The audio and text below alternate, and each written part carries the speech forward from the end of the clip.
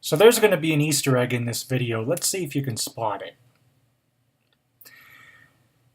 As we speak, IFA, or the European equivalent of CES, is underway right now in Berlin, Germany, and Sony, along with Google, have released this. This is the, it's a wireless speaker with Google Assistant. It's got a very generic name, LF-S50G. I like this. And yes, it does bear a resemblance to the HomePod. For those of you who are blind, I'm very curious to know, because the HomePod will be out in December, and this speaker will be out in October. If anybody out there has the opportunity to take a look at both of these side by side, I'd be very interested to know what the differences are, because going on pure aesthetics, especially if this display here on the Sony speaker were blank, it does make me wonder if you'd be able to tell the difference, because if the Sony speaker were blank, I wouldn't be able to tell the difference. Not from the side at any rate. Here's the speaker next to the Google Home. And honestly, I like the Sony speaker better for a number of reasons. First of all, it's got that Google Assistant. Journalists that have seen it so far say that it sounds better than Google's Home product.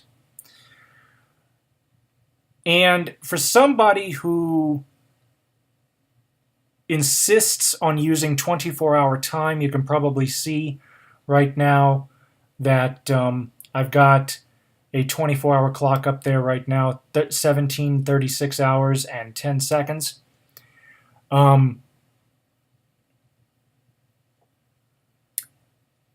This is the only speaker that will display time in a 24-hour format. And also, for those of you who do not know, I recently had cataract surgery. Now that I've got the vision that I do, I no longer need to ask my Amazon Tap every 5 minutes for the time. So what I think I might do is, if I do decide to go ahead with this particular speaker, is I would keep this one here at home, and I would take the Amazon Tap up to my summer house and leave it, because that place is in an area that's a lot more prone to power outages. So it'd be nice to have it run on a battery backup. Whereas with something that runs the Google Assistant, there is no such thing. The only exception being the phone. But if you want an all-in-one solution that runs the Google Assistant, that runs on battery power, they're really with good sound. And I'm talking like stereo, like mini stereo system quality sound. There is none at the moment. Oh, I take that back. I'm sorry. There actually might be one, but I can't remember. Harman, as in Harman Kardon, although I don't think it's the same outfit. I believe they're spelled differently. Has introduced a plethora of new speakers. And I think, let's see, I think theirs that runs the Google Assistant has to be plugged in, but theirs that runs the Amazon Alexa Assistant, cancel. I was trying to avoid that. Needs to be, can run on batteries, but I can't remember off the top of my head. So let's take a look at this. This is the press release. Tokyo, Japan. At the IFA Consumer Electronics Show in Berlin, Germany, scheduled to begin from Friday, September 1st, Sony Corporation is set to showcase an array of its latest products. Now, I'm going to go ahead and scroll past to this. This is, like I said earlier, this is the LS50G. So also on display will be the LF-S50G, Sony's first wireless speaker with the Google Assistant built in, set to make its way to markets in the United States, UK, Germany, France, and elsewhere enabling users to enjoy high fidelity music and 360-degree sound from any corner of their room.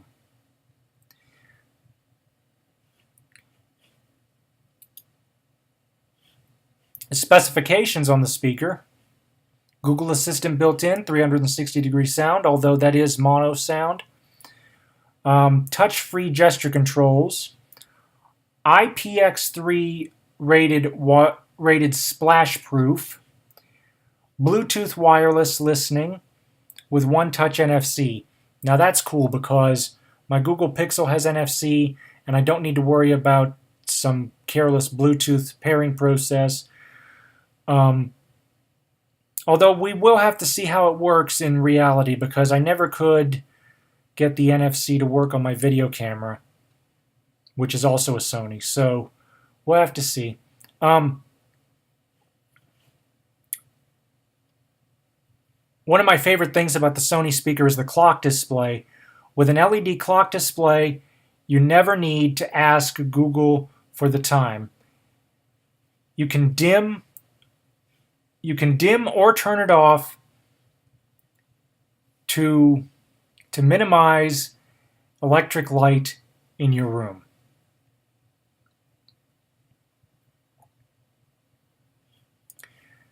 So, do I want to be notified? Yeah, I'll go ahead and fill that out after the video.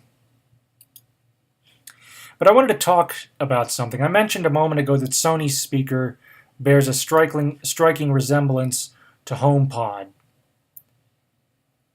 Now, I am personally not going to get a HomePod. And why is that? Well, the reason has to do with the fact that I simply don't use Apple's services much anymore. In fact, I don't really use them at all. For the most part, I use Amazon and Google. I will say that of the two, as far as general voice assistance is concerned, I like the Google Assistant better because you've got the Google database and you're much more likely to get an answer for more generic sounding questions. Whereas with my Amazon Tap, if you're not specific, you got problems. And obviously without that Google database, if you're looking for something, that say is not on Wikipedia, then you're screwed. Now Amazon's voice service is getting better, but there is another concern that I have. I'm an Amazon Prime subscriber. In fact, the majority of my music library that I've had on CDs has managed to successfully end up in my Amazon Music library as Prime with no additional charge. And I also use the Prime service for video. That said, when I try to look for new music, they're asking me to try out Amazon Unlimited. Very little of what I've searched for as of late has shown up in Prime. They want, and what I'm getting at here is, I don't know what that means. I don't know if that means they're going to cut out Amazon Prime Music eventually. As a safety net, I've decided to try out Google Play Music. I've signed up for the 3-month free trial. I have found out that a lot of times Google's selection is better, particularly for obscure music.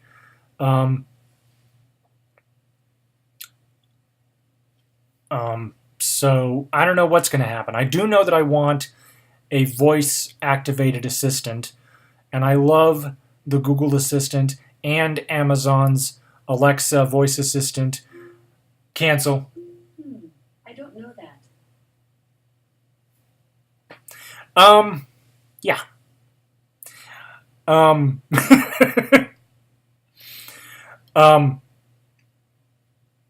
So what was I saying? Darn it.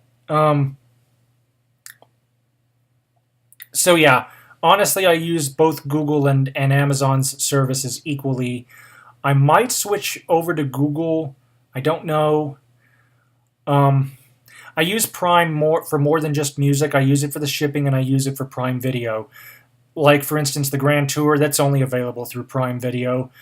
So I don't know if there's a way to simply just cut off the music and have the video and the shipping. and switch all my music over to Google. I just don't know. If Amazon's going to keep the Prime Music service around, then I'm just not going to bother with it, and I'll just use both interchangeably. But if Amazon is going to cut off the Prime service in favor of Music Unlimited, I might just, throw in the towel and go to Google. Not saying that Google's necessarily bad. Like I said, they've got a better selection, and as far as the voice assistant is concerned, Google Assistant does a better job with finding things. But I've got my entire, like I told you before just a moment ago, I've got my entire music collection on Amazon, so switching that over, that may take a while.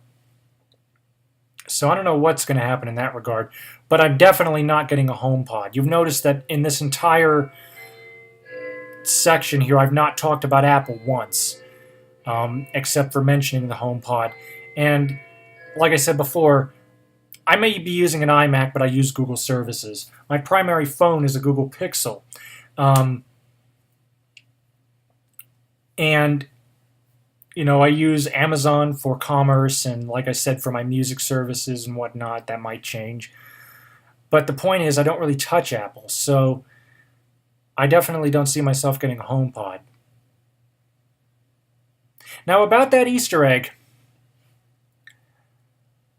Opera, File, Edit, View, History, Bookmarks, Window, Help. Come over here.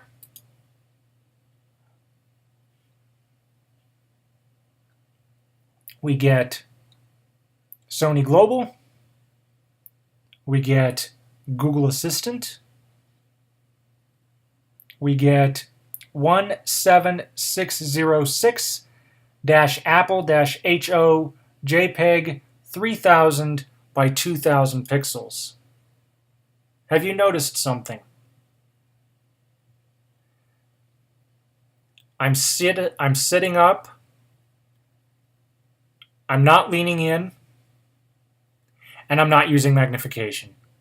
It is 1746 and 32 seconds, and that's the Easter egg. I no longer need magnification.